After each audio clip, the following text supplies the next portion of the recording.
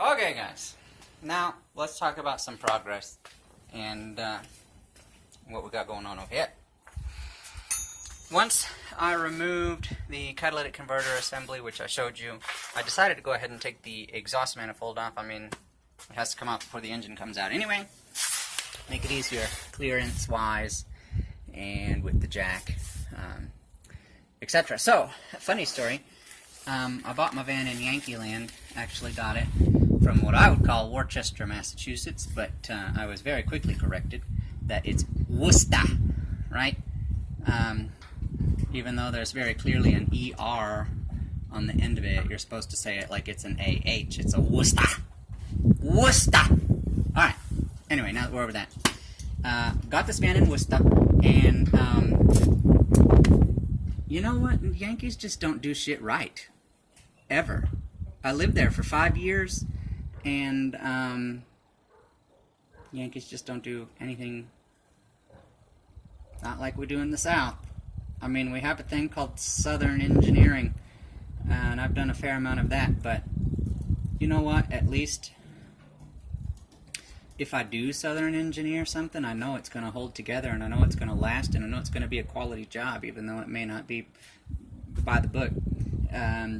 Now, somebody up there, I bought this thing from a guy named Jeff, and after talking to him, I knew, I had a hunch, this much of a hunch, that Jeff probably wouldn't, you know, the brightest crayon in the box.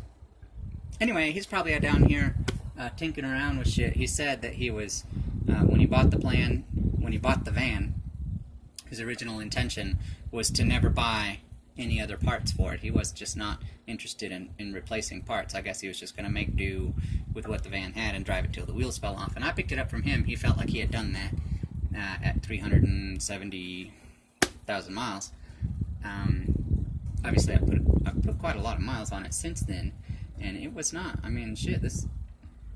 You know what, 2,000 miles into an oil change, the oil on the dipstick is still bright yellow, beautiful, debris-free, so, you know what, this thing's got a lot of life left in it, and I think I have full faith we'll make it to 1,000,000 miles, just not with Jeff's solutions to things. The distributor I briefly mentioned earlier, like, somebody had definitely jacked around with that, pulled it off, decided that even though it had 2 bolts holding it on, it didn't need 2 bolts holding it on anymore, so there was just 1 bolt holding that thing on, and I couldn't figure out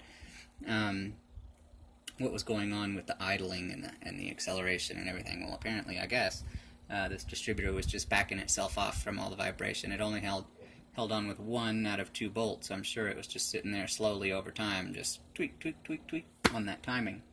When I checked it, it was over 12 degrees before top dead center, and the recommendation for it was at 5 degrees before top dead center, so obviously something was wrong. I got a new distributor, I put the new distributor on there, set it for the correct timing, and then improved it massively. Huge, massive improvement, but obviously something was still wrong. Again, it was that induction leak, the intake manifold leaking.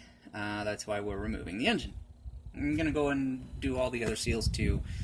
For one, the exhaust manifold gasket. Because I've known for a long time now that my van is loud. Louder than other vans. And what I'm about to discuss is surprise, genuine surprise. Because before I left Massachusetts, I had this thing inspected.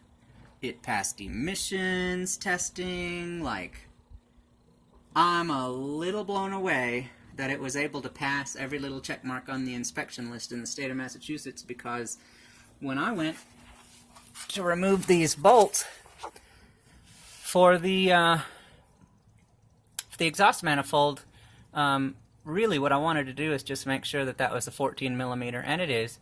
So I had the socket in my hand, and I slid the socket up on the bolt, and I mean, it was just, I was loosening it off, I was backing it off by hand. These other bolts, a couple of them were kind of tight, but ultimately they were all very loose. Upon removing the exhaust manifold, hey, guess what? there is no gasket here. None. Absolutely no gasket material. So, I mean, this thing was just sitting here. Exhaust leaks out my ears. No wonder it was loud. So, obviously, I have purchased some new gaskets that we're going to put back. However, those bolts that I broke off while I was removing the other assembly is going to make that kind of a challenge. I think what I'm going to do, like I said, is head to the junkyard and grab the exhaust manifold off of the much younger Previa. Only has 100,000 miles on it, so I imagine it's in good shape. And that will be what goes back on it with new gaskets, and it will not leak. Anyhow, I'm going to keep rocking it. See you in a minute.